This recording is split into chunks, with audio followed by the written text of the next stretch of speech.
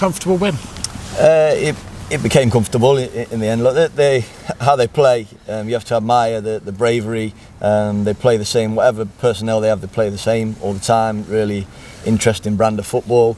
I think we solved it at half time. I think we were perhaps a little bit passive, defending too deep in the first half. And during half time and into the second half, we had a little trigger of how we could get after their centre halves.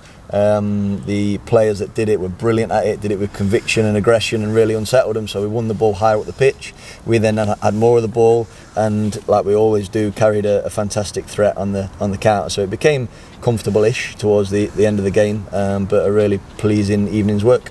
And both goals in some ways similar, just from press, really pressing the team and coughing up the ball. Yeah, they dominate the ball in every game they play, Notts County, so we knew we were going to have to be good without it. We've talked loads in the last few weeks trying to evolve the in-possession playing style. This week was about trying to evolve the good work we've done in recent months without it, and now we can perhaps affect things a bit higher up. We found that difficult in the first half, so it was they went to a back four after about 10 minutes, so that just knocked us out of sync a little bit. But I'm really pleased with the players, with their feedback at half time, and the coaching team solved it really well.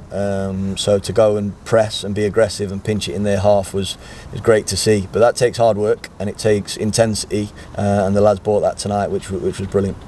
I was talking to Jack Burrows when he's played midfield, he's played left and right, and he's also shown he can finish.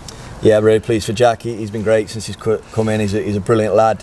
Trains very well every day. He's open-minded to everything you throw at him. He's had a great education at Coventry. He's played all those positions, so he's equipped. He's two-footed. But delighted that he got his goal, and thought he should have done a bit better at the end there. But big performance from Jack tonight. And Jack's finish as well, the second Jack. Yeah, and Jack, his shift was tough in the first half because we were defending perhaps a little bit too deep. He was having to manage both centre halves and O'Brien as the holding midfield. Is a big shift for Jack Vale, and he's returning to play. So he felt it a bit in his legs, and then he knew it was coming off. He had that last burst of energy, and it was a really nice finish, which he's absolutely capable of doing. You talk about that sort of passivity a little bit once you got the goal and they'd made the change. Is that something that sometimes with younger group of players it's harder to change? Can be, yeah. I think when there's not a lot of appearances in the group, they haven't had those learning experiences. But I think this has been an amazing experience for everybody involved. The last six games, going to be 7 games. I have so much admiration for this group. The results we've had is a disappointing one on Saturday, but the admiration I have for this group of players, we have got 70% of our forward line unavailable, and I think that gets forgotten a little bit. So what would Man City look like without that? Liverpool look like without 3/4 of their forward line? It affects any group of players, and our lads have had some big results in the league with a very exciting fixture on Saturday, a disappointing one on Saturday that we have to swallow. But tonight they've bounced back and showed big character, personality, and I think they're a brilliant group of players. I think they have massive potential, and as that forward line starts dripping back in, like what could we look like? You know, we've got feet on the ground, and we know we've got loads to work on as a group, but we're giving ourselves a really nice platform. Dan, to me, we managed to get through 2 or 3 minutes talking about Dylan Duffy. You know, other person's losses is somebody else's chances, and he took it tonight. We thought he was really good tonight. Dylan's shown brilliant traits in the last few weeks. He's shown real hunger. We know about his ability. He's a powerful boy. He's got a great left foot. He's been finding his feet a little bit in our environment, but the last few weeks he just looked like a different animal, and he's deserved his opportunities over the last couple of weeks, deserved his start tonight. But I'm thrilled for him. He's a brilliant kid. He's got a smile on his face constantly. He's loving life in Lincoln. When he has nights like tonight and he gets the man of the match, I believe, gets the applause and the plaudits, it's brilliant, because football does look after you if you put the graft in. I think the football gods can reward you now and again, so I'm really pleased for young Dylan. Is he forcing a case for Saturday to start?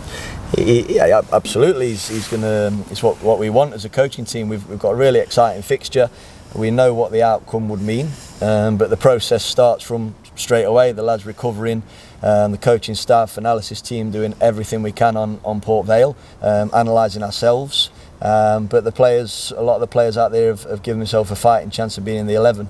But we've got a lot of hard work to do between now and 3 o'clock on Saturday to give ourselves the best chance possible. Was the 2 Ethans at half-time pre-planned, or is there an injury? Pre-planned. Ethan's fine. Yeah, that we interesting conversation with sports science. They probably needed a breather tonight, but if they train on a Tuesday, they cover that sort of distance that they do in 45 minutes. So sports science team were great and understood why. So we planned the 2:45s, but Ethan was brilliant first half, and Ethan Hamilton in the second half just drove the boys on. His enthusiasm and energy, he's finding his voice in the group, a real leader, and I saw that spark probably a little bit more from other players around him, which is what you want from your big fellas in the dressing room. 6 on the bench, including a youngster. There was no Mandroy, no Bishop, no Mitchell. Are the 3 of them a concern with injuries? We're hoping all 3 will be available for Saturday, precautionary for 2, 1 with an illness.